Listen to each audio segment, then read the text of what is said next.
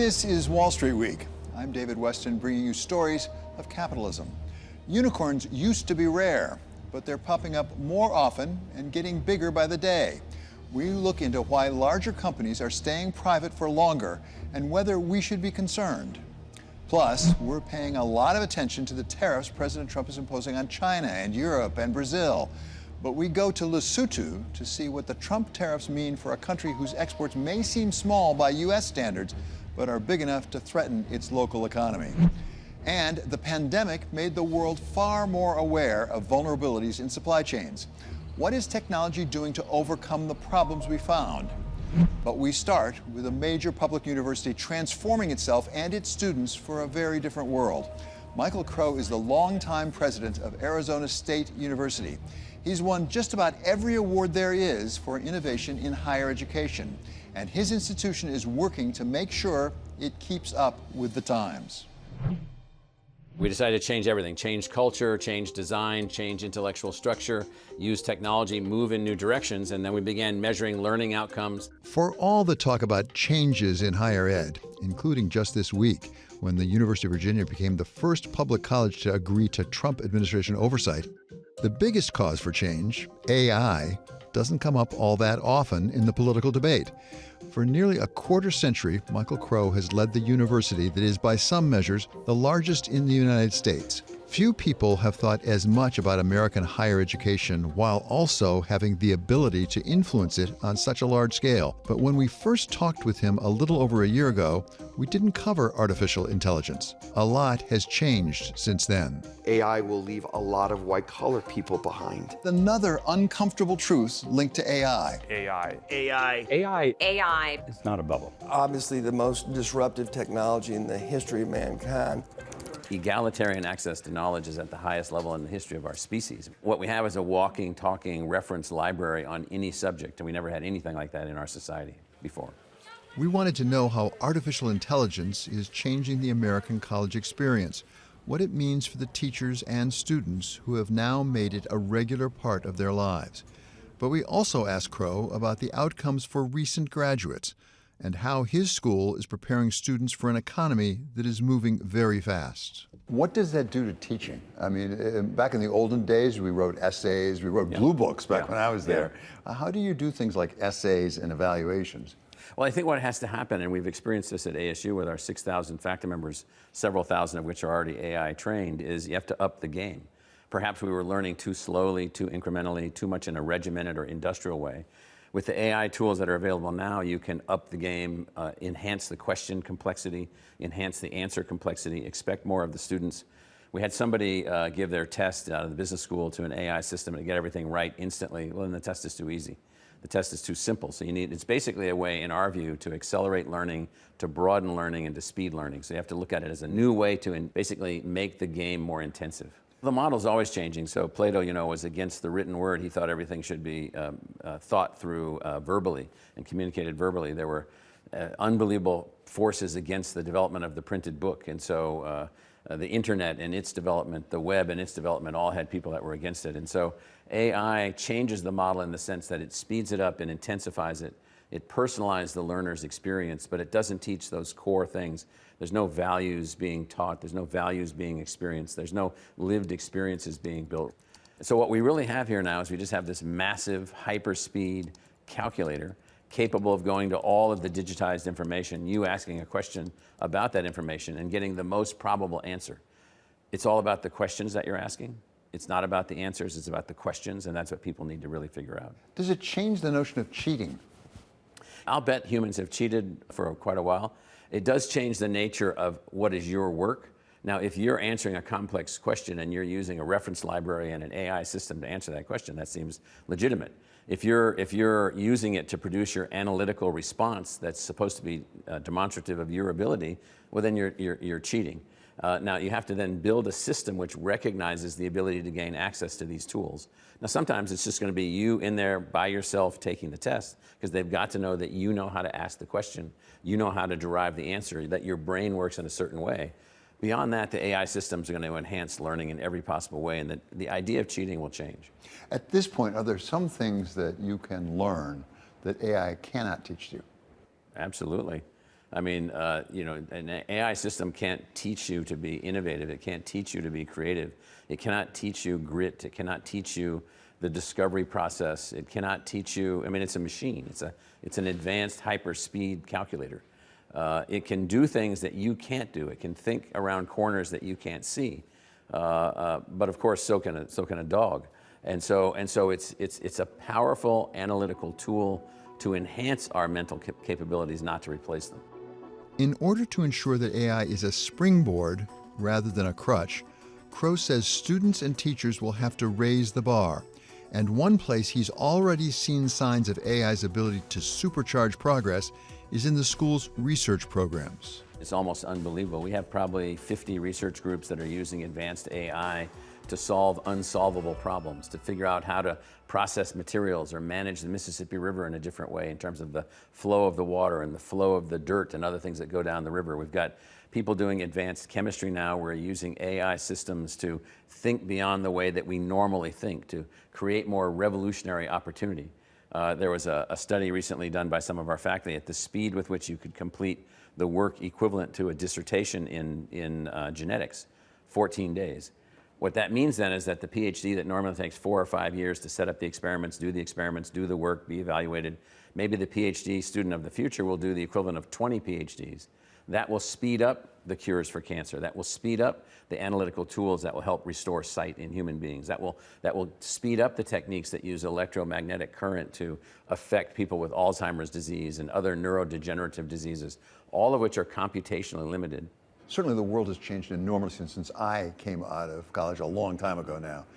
But my sense is the rate of change has really increased, maybe even geometrically, how fast it's changing. How do you prepare graduates today for a world 20, 30, 40 years down the road that I can't even imagine? So there's no way to prepare someone for something you don't know what it will be, except one thing. What we call, we're attempting to take all the people that are coming to our university, 120,000 degree-seeking students, 700,000 other learners who are just taking courses with us, digitally and otherwise. Can we help create you to be a master learner? Can we help you to be a person capable of learning anything, adjusting to anything, adapting to anything? It's really that, because we don't know what all of the adaptations that will be required are. We do know that you should be grounded in American history and economics and the role of democracy and certain subjects in math and science and so forth and so on. And then after that, we find a learning path for you to take where you learn to learn. We don't care what your major is. I met a kid the other day who was majoring in opera and physics. Great, fine, fantastic. That's how that kid learns. And so that's what we're after. How do you create universal learners capable of learning anything? That's the pathway. We hear at 40,000 feet about a shifting employment situation for recent college graduates because of AI. Are you seeing any of that in the real world? We're not seeing that in our graduates. Now, the problem with people talking about all college graduates, there's more than 20 million people in college. A couple million go to what you think of as sleepaway colleges. They go to places where you're living on campus. The other 18 million go to college in some other way, community college, online, some kind of other course, and so forth. So we're not seeing any change. We're seeing the same level of anxiety. We're seeing the same level of the process. More than 95% of our students that graduate as undergraduates are employed or in graduate school within the first year, almost all within the second year. So we're still, seeing good ROIs. But what we are seeing is students, who are quite savvy, adjusting their trends. So we're seeing a slightly downward trend in computer science and a slightly upward trend in double majoring and triple majoring. More people moving into analytics and supply chain and all kinds of other things. And so the market for learning is also adjusting. We measure our success based on who we include. Crow hopes the size and scope of ASU will help with that adjustment, allowing students to react quickly and build new skills for the changing world.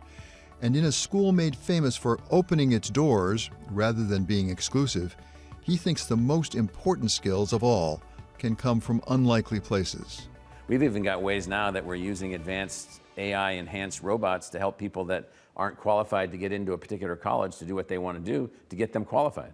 Guess what? When we get them qualified, they have more grit and determination than anyone else who sort of walked into it from high school, and they outperform everyone. There's a theme going on right now that maybe college has been overrated, oversold. What do you say to parents?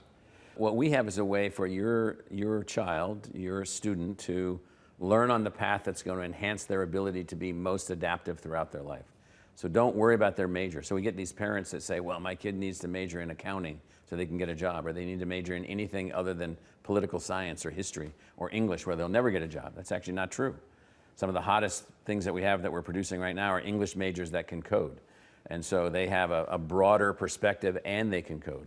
And so we provide free coding classes to everyone in the institution. We provide other ways in which you can double major, triple major, take other kinds of things. And so what we say to parents is, let's find the way where your kid is going to smile while learning, while preparing themselves to be a master learner. And you'll have to worry about them less. If they take a fixed thing in a fixed way, and a fixed pathway, they could find themselves in an alley and no way out. We're trying to make sure that that doesn't happen. Coming up, transforming the U.S. economy by taking the bugs in supply chains and turning them into features. That's next on Wall Street Week. This is a story about featuring the things we thought we needed to fix. The pandemic focused all of us on the need to fix our supply chains. But what if we could use technology not just to fix our supply chains, but to rethink them altogether? Could we use them to transform our markets, our workforce, and our economy itself?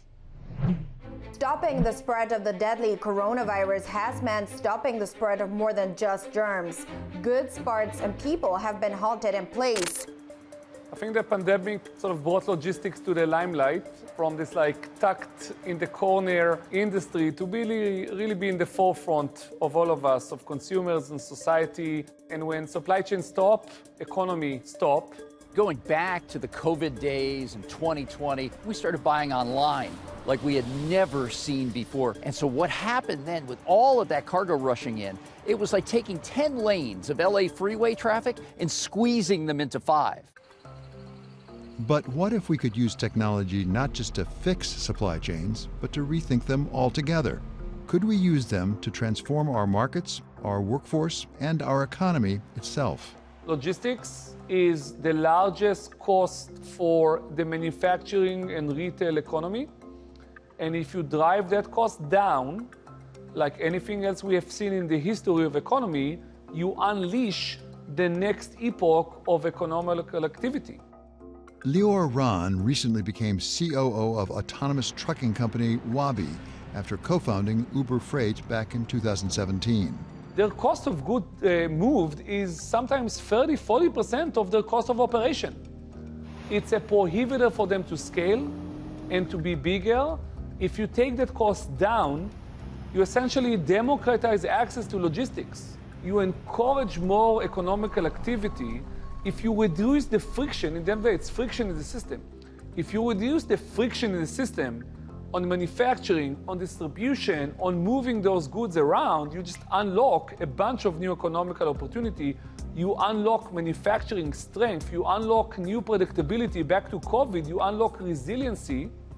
And that set the stage for a rapid economical activity.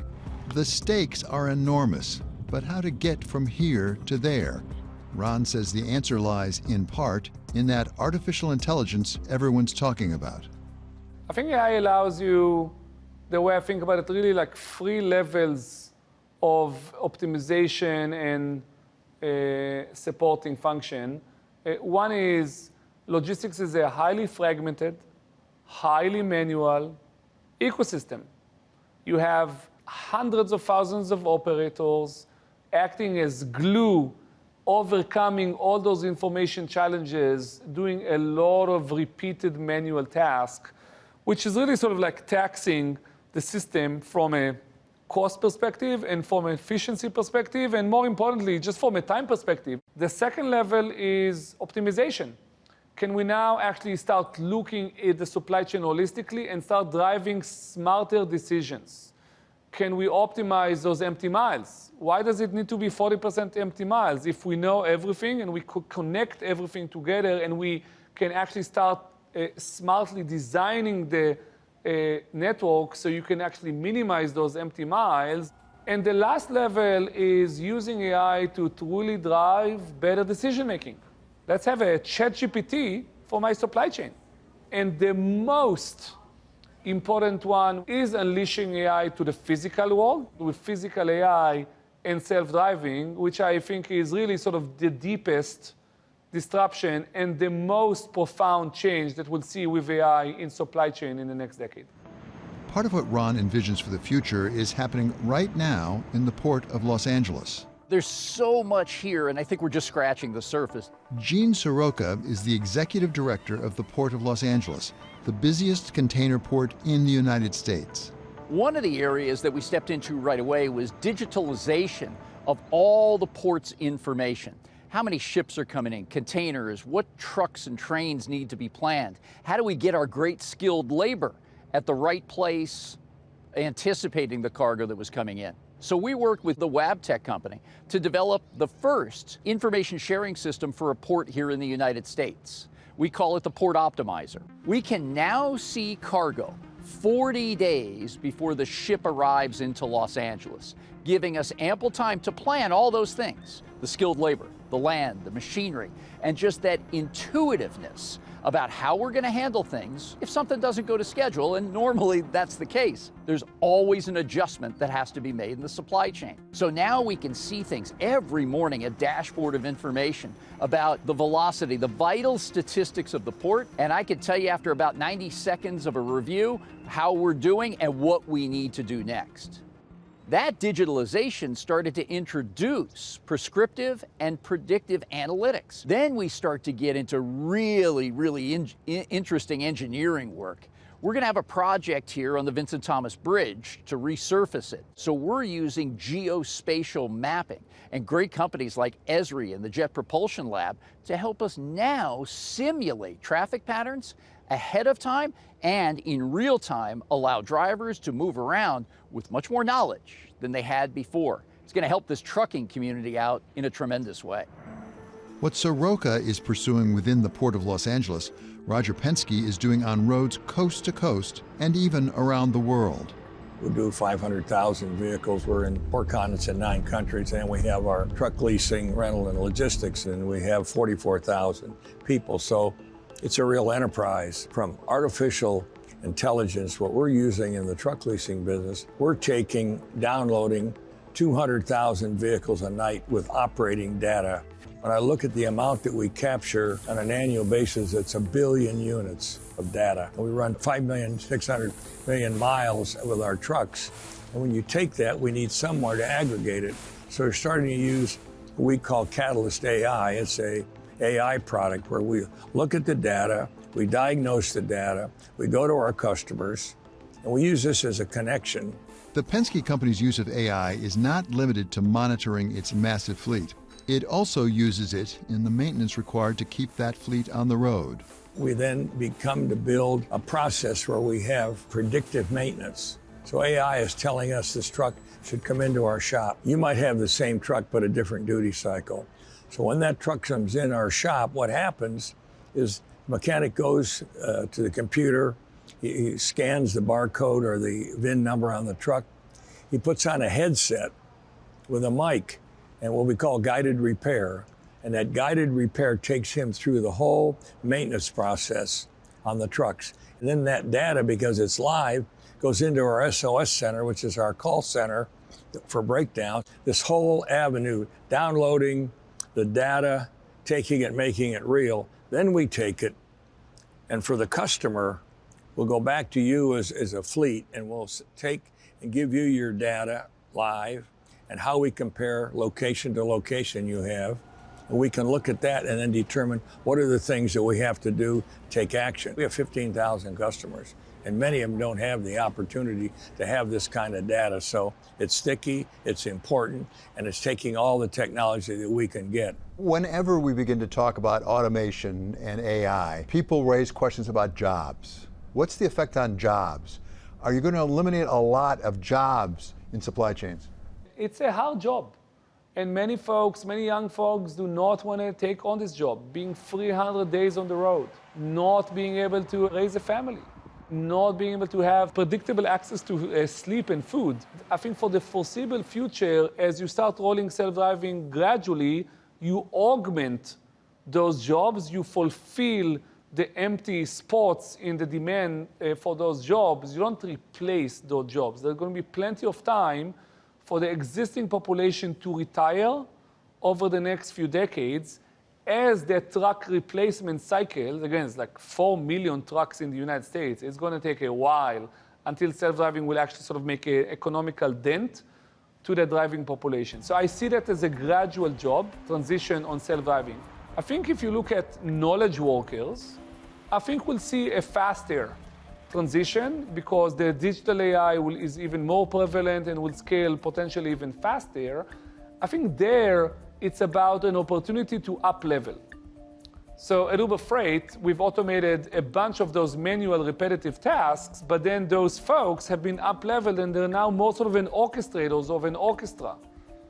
They are the brain behind actually orchestrating all those agents, because those AI agents can now do this job and that job and that job, and I'm sort of more the integrator. There is no replacement for the human connectivity, so I can spend my time focusing on customer needs. I think in the idea that people think that jobs will disappear, that it'll be just talking to AI, I think it's overhyped. Chris Kaplis is the executive director of MIT's Center for Logistics and Transportation. I think there's a lot of overhype in that it can truly take over a human's full job, when in fact, jobs are tasks, and it'll take over some tasks. And so then there's certain tasks that each one of us in our jobs do that cannot be done by AI, to include the person filming us right now. It's more the mundane things that get automated, and then the things that can help enhance what a human does. I think there's a continuum on how you automate things. We've been automating stuff forever. Right? But there's a line of this is mundane, and over here I still need a human. That line keeps moving as AI gets smarter. I don't think it'll go all the way.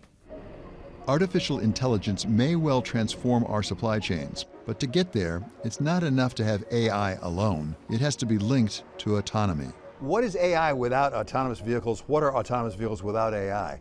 I fundamentally see the next decade really about building the autonomous infrastructure of the industry. And I view self-driving as the most profound help in driving efficiency and safety into supply chain. The whole digital infrastructure in the end of the day can drive 10, 15% optimization of the network.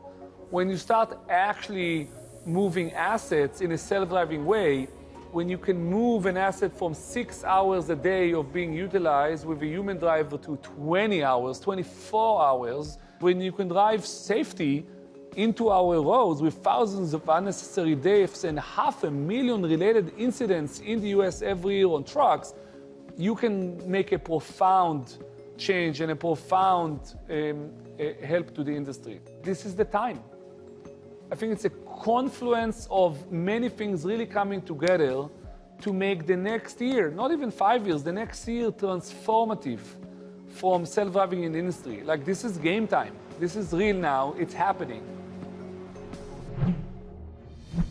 Up next, Lesotho may not come to everyone's mind as a textile exporter, but it was on President Trump's list of tariff recipients for not playing fair.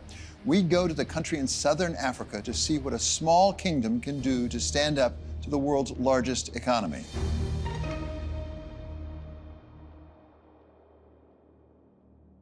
This is a story of David and Goliath. President Trump's biggest tariff moves have been against countries of similar stature to the United States, places like China and Europe. But he's also hit some of the smallest economies in the world. Our colleague David Gura has the story of Lesotho, a country out of sight for some, but one that's been hit particularly hard. The African nation of Lesotho, which nobody has ever heard of. The sun is rising over the Tetsani district of Maseru, the capital of Lesotho. The smoke rising from the textile factories signals the workday has begun, but only for the lucky few. Cutting fabric, sewing seams, making clothes for the Western world. Many of these workers make as little as $1,800 a year. Outside the factory, a crowd is building of locals hoping to find work.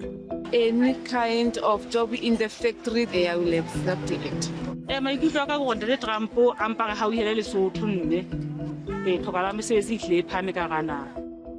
It's been like this since June, when Lesotho's largest industry began to feel the effects of President Trump's tariffs.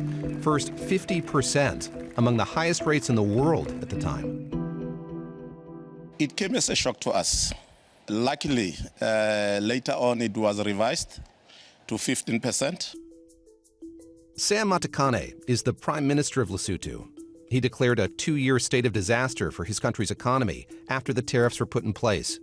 We're still in negotiations with the U.S. government on a further reduction, maybe to 10% or to 0, where we were before.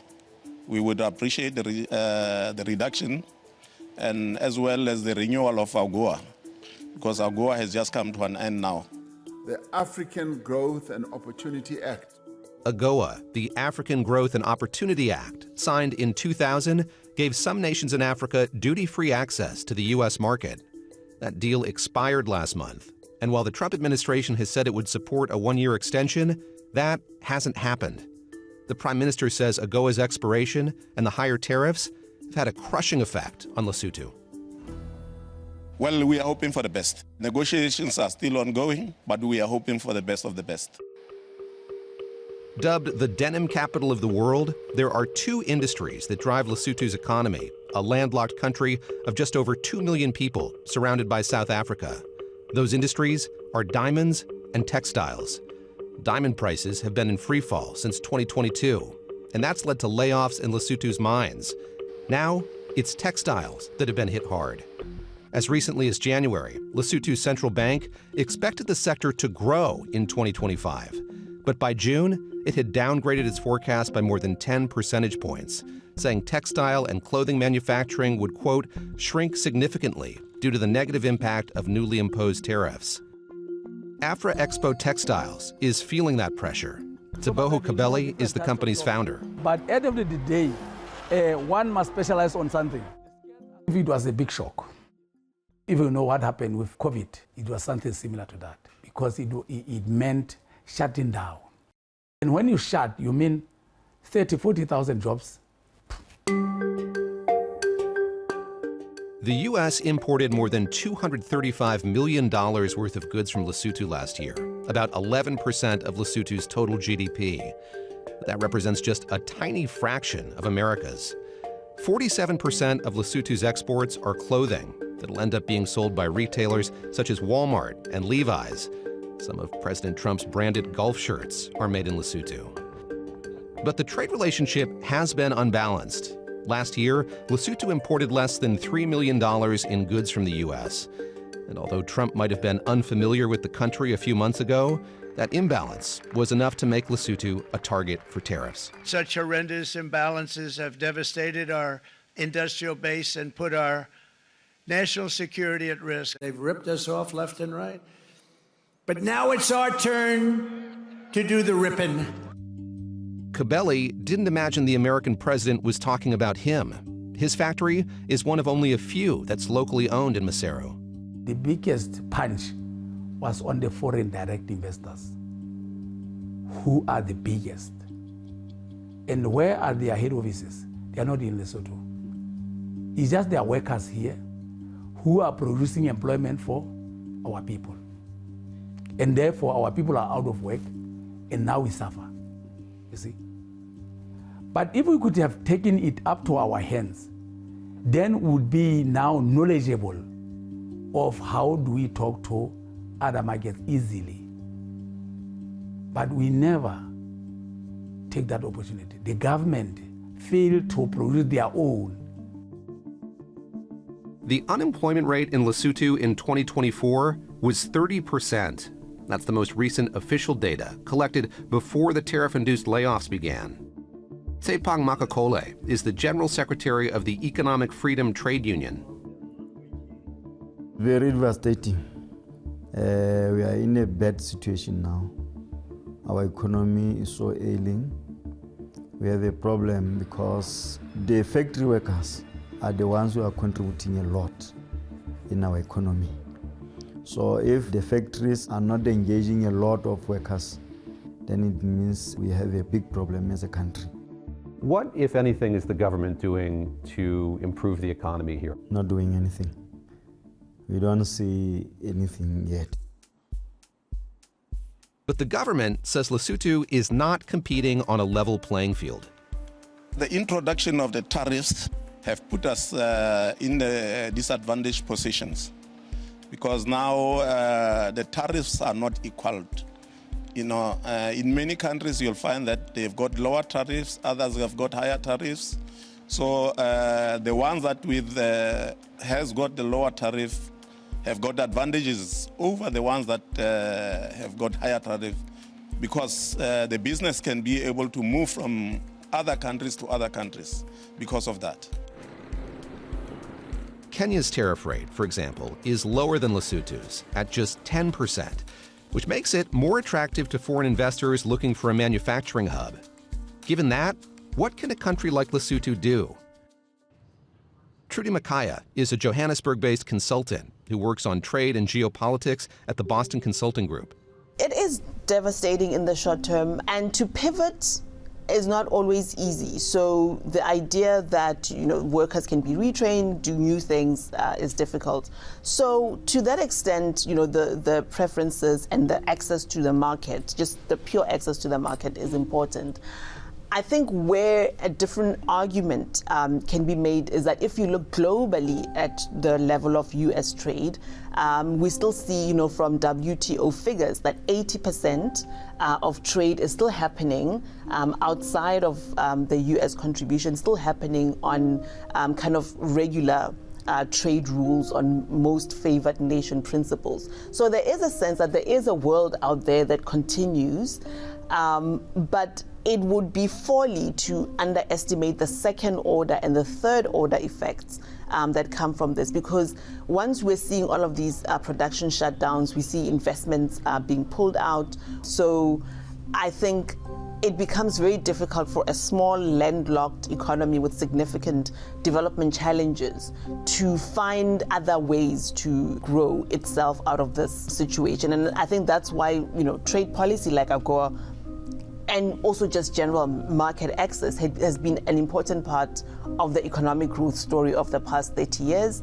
And now countries no longer have that option. I mean, even if you look at Asia, for instance, and you look at the development story in Asia, a lot of it was driven by trade and the ability to not only sell product, but trade also brings expertise. Having to meet those standards, having to be export ready, does something to the productivity of an economy that needs to develop, that now is, the rug is being pulled up from under their feet.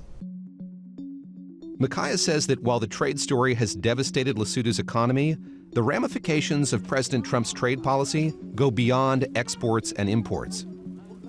These are small economies, yet, to think about the gains that they've been able to make in terms of taking people out of poverty, it means it rewires the global economy in a different way. It resets their relationships. It also has meant value chains that support American industry.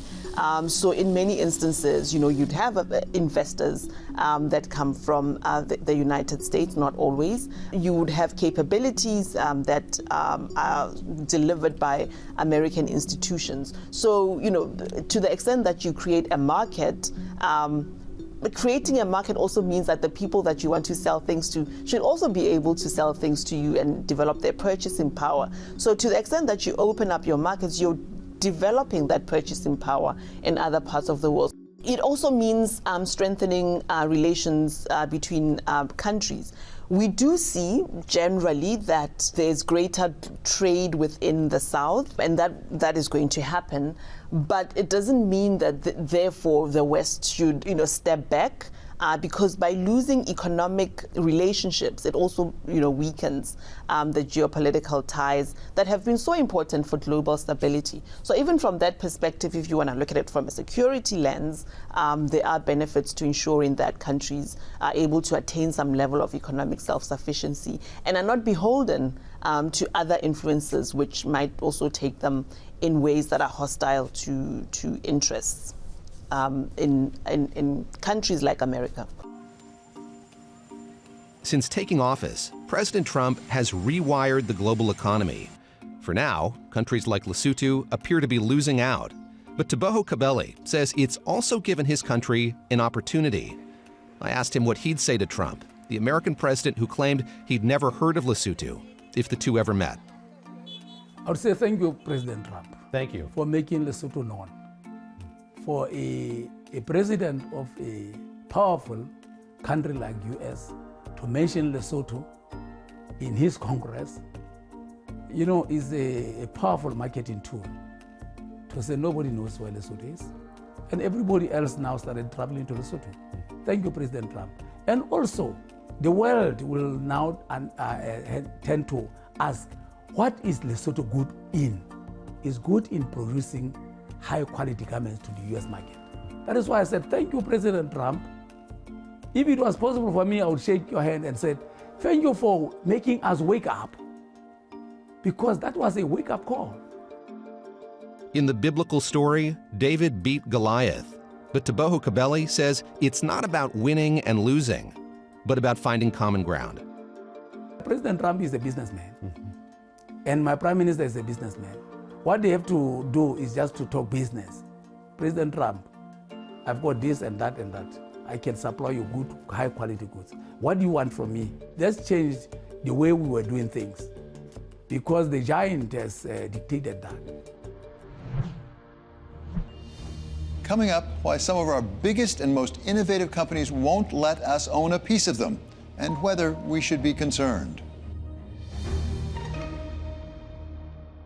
This is a story about privacy, specifically the privacy of keeping a company's ownership and operations out of the public domain. It seems like every day we hear about another so-called unicorn, a private company valued at over $1 billion. It's not just the number, it's the size and how long they've maintained their privacy. I'm in no rush to go public. Public is, I guess, a way to, potentially make more money, but at the expense of a lot of public company overhead and inevitably a whole bunch of lawsuits, which are very annoying. There seems to be broad agreement that more early-stage companies are in no great hurry to go public. It's roughly that it used to take 7 years and now it takes 11. So that's a big change. And that doesn't count, obviously, the companies that failed and didn't get to go public. There's no doubt that many companies now are staying, private more than 10 years even, which used to be the typical, maximum time they would stay private. This reluctance to rush into the public markets has meant we've seen an explosion in the number of so-called unicorns, private companies reaching valuations of $1 billion or more. According to PitchBook, we've gone from virtually no unicorns in 2010 to over 1,400 today, worth over $5 trillion combined. The reasons are straightforward. First of all, being a public company can be expensive and just a pain in the neck. I have several friends who are CEOs of public companies. The worst part of their life is the week before earnings day or the week after earnings day. It's incredibly painful, expensive to have a public company. Jonathan Foster is president and CEO of Angelus Wealth Management, advising high net worth individuals on their investments. There's not a public company alive that doesn't pay at least $5 million and up for being public, and that would be for a microcap. Right, so you imagine what the large companies are paying, and the scrutiny that you have from the public market. It's not just the cost and hassle that can discourage growth companies from going public. Gordon Phillips is a professor at Dartmouth's Tuck School of Business who has studied the reasons behind the decision to stay private. When you go public, you release a lot of information, so there's sometimes proprietary information that you don't want to convey. Does that drive the impetus to stay private longer, in part because you can't necessarily patent the relationship between what you know Correct. And what the capital provides? Right, I think it does. I think then you're waiting, David, to go public until you've established a brand name that's well recognized. You can think of Uber and Lyft. They wanted to wait to go public until there was enough consumers signed up. And then there's perhaps the biggest reason that large, successful tech companies stay private for longer, simply because they can. One of the reasons is because of the availability of private capital and the venture capital money and growth equity money that's available. So there's tons of money, so you can get a lot of money from private capital. You don't need to go to the public market as quickly. But not all private companies are created equal, and most of them are certainly not unicorns. They're not your typical private company. I think when most people, and regulators and others historically, have thought of private companies, they've historically thought of a family company or a small business or something along those lines. The companies that you're talking about are nothing like that. Those are real companies that are operating on a global scale. Sarah Cohan Williamson is the CEO of FCLT Global and author of the new book, The CEO's Guide to the Investment Galaxy. What's interesting about private markets is that the ultimate owner sets the price. So if you think about in private markets, who actually, if a company goes private, for example, whoever pays for that sort of sets the price, and then that's what the price is. In public markets, the marginal trader sets the price. So the price changes every day, every minute perhaps. And so I think that one of the really important differences is how good are the valuations on different sides. And so you mentioned some of the companies that are valued very highly. And those may be very accurate valuations, but a lot of times the difference is between a mark and an actual trade. Being a public company has its share of costs and disadvantages, but staying private has its own drawbacks. Professor Phillips has compared some similarly situated companies that have gone public with those that have not. In a research paper, we looked at companies which went public, and then we looked at companies which pulled their IPO. They filed to go public, and then they decided, hey, the price isn't good enough. I'm gonna walk back. So we look at those who filed. They both had the incidents, and we found those that went, they still got substantial benefits. The benefits are the liquidity we talked about, but really the second benefit also is acquisition currency. When you're public, you can actually buy other companies with stock, and you don't need necessarily cash to make that purchase or debt. One example is, Apple has done lots of acquisitions, including Beats by Dr. Dre. They bought that back a while back, and they paid $2 billion, but it was, again, they had enough cash and shares that they could easily make that purchase, even though it was $2 billion. Having publicly traded stock also allows management to give incentives to employees through stock options and similar compensation arrangements. A lot of times is the employees want to be able to sell. Now, there are some private internal markets that have developed to allow employees to cash out before they go public. However, those markets are not as liquid, maybe the prices aren't as good. There are also some benefits in going public that can't be measured. There is credibility to being a public company, whether that is to suppliers or other business partners or employees or others. And then I think it really opens up all of these opportunities, like issuing more stock to purchase companies. It just opens up a whole new world. So there are very good reasons for companies to go public, and that's why many do still. But what does it all mean for the rest of us, for those of us not lucky enough to get in on the ground floor? First of all, it means that there are just fewer public companies for us to invest in. 25 years ago, there were north of 7,000 public companies, maybe 8,000 public companies. Now there are only 4,000 public companies. So there's been a real shrinkage of opportunities to invest in equities in public markets. And then there's the prospect that by the time those big growth companies go public, they've already realized their explosive growth. When Apple went public, it only had like one round of venture capital. People went and bought Apple stock. You got to participate in all the upside as the stock was rising in the public markets. If you're going public and it's already worth, $100 billion at the time of the IPO, or 20 billion, whatever the number is, still a big number already, then you've already baked in a lot of the gains. And so the gains don't get distributed as much broadly to the, to the population. Retail investors are not getting that period of heady growth at the beginning. Now we're seeing, OpenAI staying private, and they're going to be pretty big, and then, other companies like SpaceX, again, staying private. You can't yet participate until they go public as a retail investor. The pendulum has definitely swung toward companies maintaining their privacy for longer, or even indefinitely.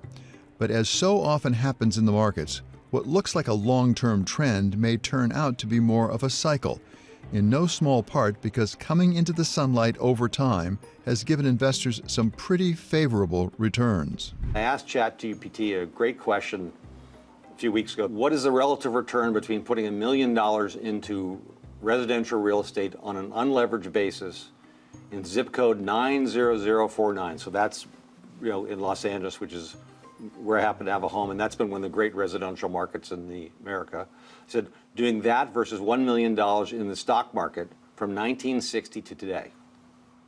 And it took it like a minute to figure it out. And it said, if you put $1 million into residential real estate unlevered in that zip code in 1960, it's worth $7.7 million today. And in the S&P 500 with dividends reinvested, it's worth $1.1 billion. The public markets are great over a long-term basis. So I think people should not feel they're being left out. The biggest consideration of all might be the value of public companies to the depth of the capital markets.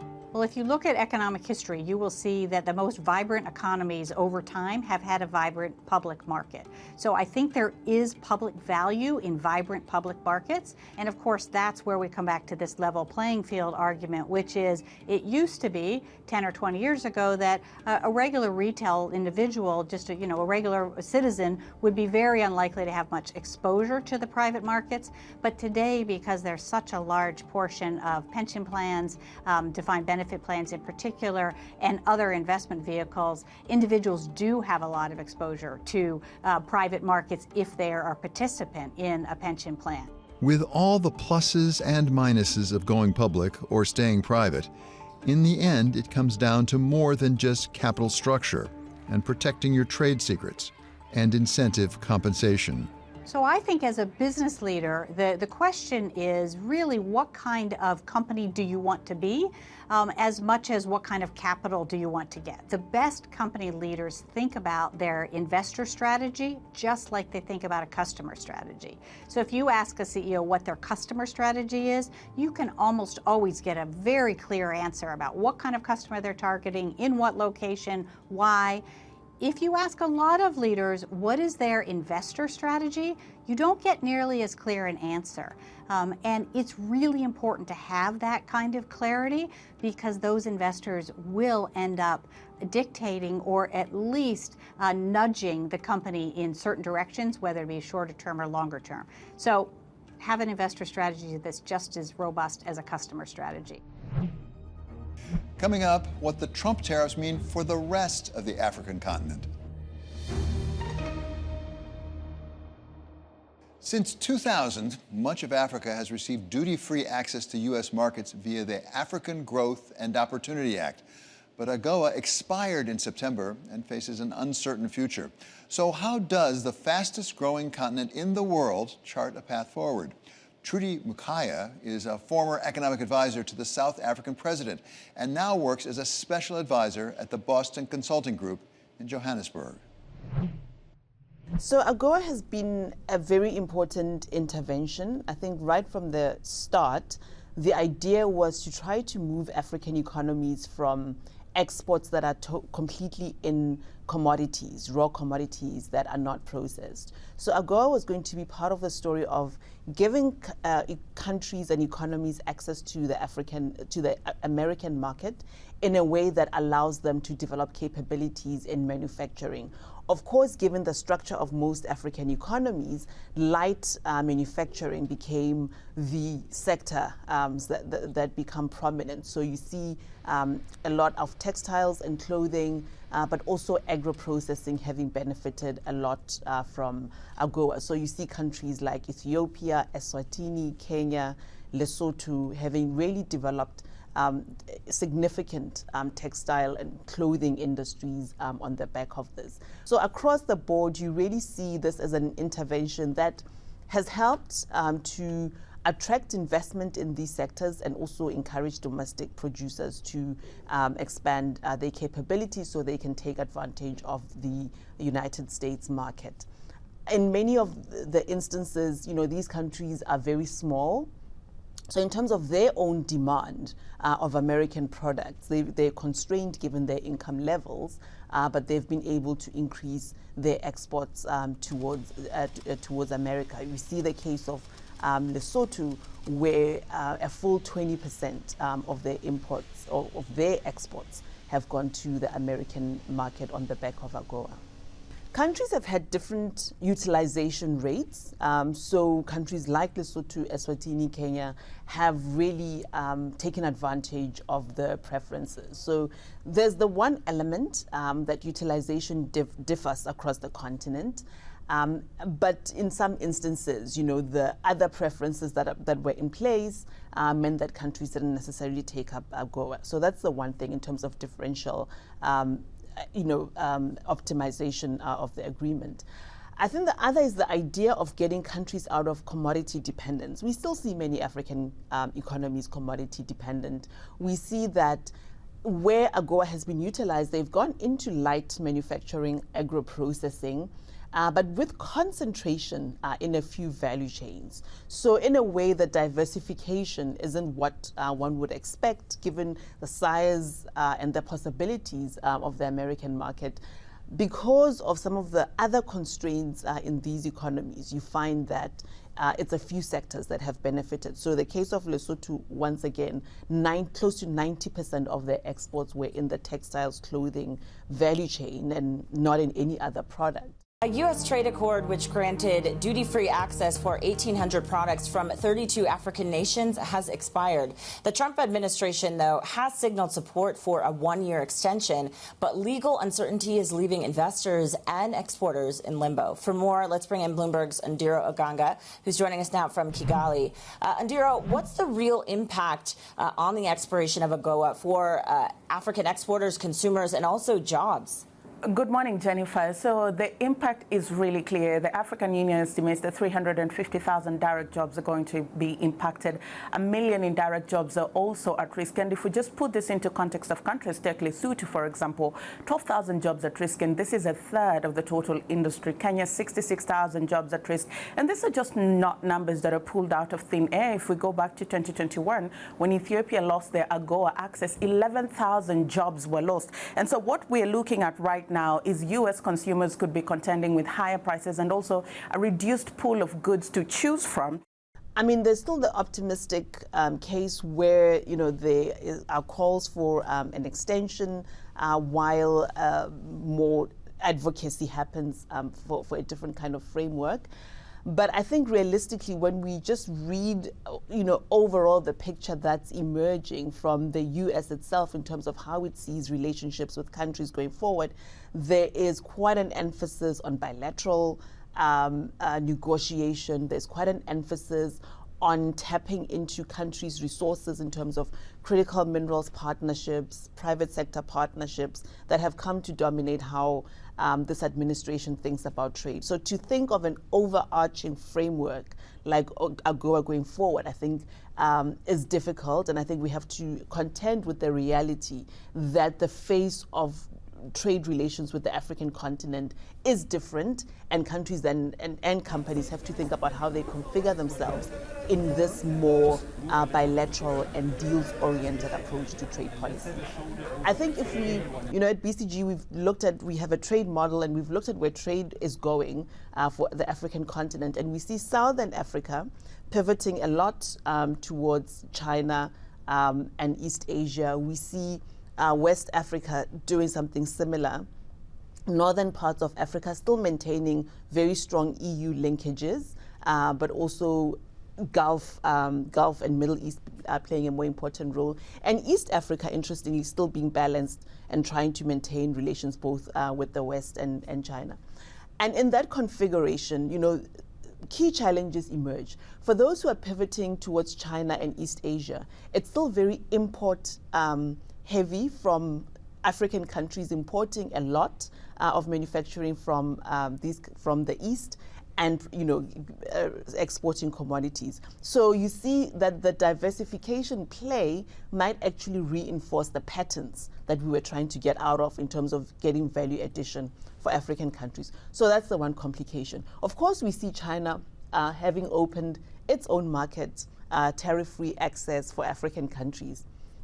But the question of whether many African countries can take advantage of this tariff-free access for anything but the most basic manufacturing really is constrained by the conditions in those countries themselves. So that's the one thing in terms of you can try to move ahead, but without the kinds of advantages and concessions that were embedded in AGOA, the prospects of value addition become quite slim.